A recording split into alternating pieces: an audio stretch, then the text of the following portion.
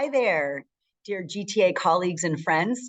I'm Alicia Harris. It is my 24th year with Glendale Unified, my 17th here at Crescenta Valley High School. I teach government and AP government. And additionally, I have been a proud GTA rep and board member for most of my career here. As one of your friendly neighborhood government teachers, I come today with a message for all of you. Democracy is a real pain in the neck. As Churchill stated, democracy is the worst form of government, except for all the others. Democracy involves work and participation. Also important to note is democracy can take many forms. For instance, not all elections are won by a simple majority, as we may commonly assume. There are great variation. One such variation we see here locally. This variation is our consensus voting system used by GTA, recommended by CTA, NEA, and used by a wide array of labor unions and organizations. We utilize consensus voting, when there is an interest at a site to waive an element of our collective bargaining agreement. Our CBA is commonly just referred to as our contract. As we know, the language of our contract is labored over by our GTA negotiations team and the district's negotiations team. Each word is agreed upon after days, months, or years of deliberation. Once tentatively agreed upon, the contract is then sent to membership for ratification. This ratification does in fact just take a simple majority for approval. With that, to waive the contract that has been so carefully crafted, a higher bar is set if a site wishes to waive any language. While not an exact parallel, government teacher in me is going to come out, this can be loosely paralleled to the difference between how a law is passed federally versus how we amend our federal constitution. Congress is tasked in Article 1 of the Constitution with the ability to pass laws. This is done by a simple majority vote of both houses in Congress, don't get me started on a Senate filibuster, and signed by the president. That said, to change the body of the Constitution itself, Article 5 of the Constitution stipulates a much higher bar. To amend the Constitution, 2/3 of houses of Congress must approve an amendment, and it must then be ratified by 3/4 of our 50 state legislatures. Again, not a perfect parallel, but pretty good. We utilize both our contract or to utilize our contract or the power to make laws in the Constitution, it is a simple majority.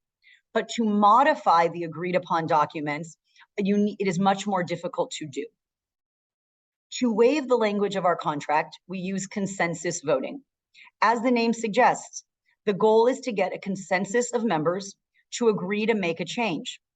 The truth is a 75% consensus is actually rather low. You can look this up.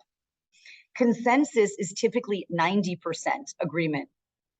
That said, we know that like democracy, getting 75% consensus can be a pain, again, in the neck. I am willing to bet that I've actually been tasked with organizing more banking votes than most of our members. Admittedly, it's not really something I enjoy very much. It's a lot of work. It's kind of annoying.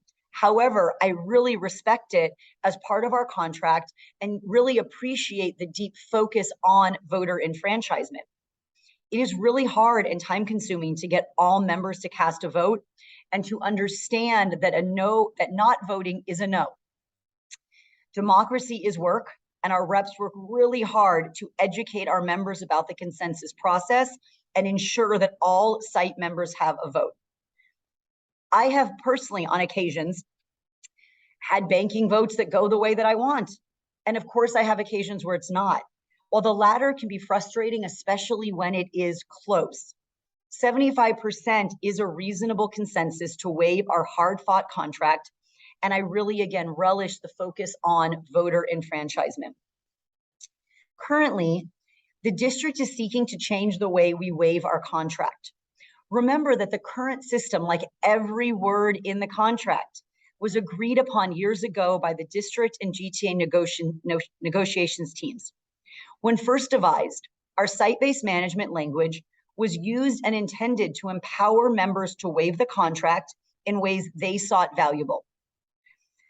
We could argue that perhaps at some sites over time, the waiver system, particularly when we're talking about banking, it's kind of been hijacked by administrators. Kind of depends on your school site. That said, the most common waiver is voting to bank time. Again, whether it's by design of the site members or something that is really more administrative driven, the vote must be done by the reps. So your reps ensure that all members vote. This includes members on leave, members who may not be returning to a site, and members who may be retiring. The district's current proposal would disenfranchise those three groups. I was aghast when I saw this. Let's be clear that such an agreement would seek to largely disenfranchise women and our more senior members. When we speak of, quote, people on leave not being able to be part of a waiver vote, we're speaking about women on maternity leave, and statistics show us more often than not women who may be taking care of aging parents.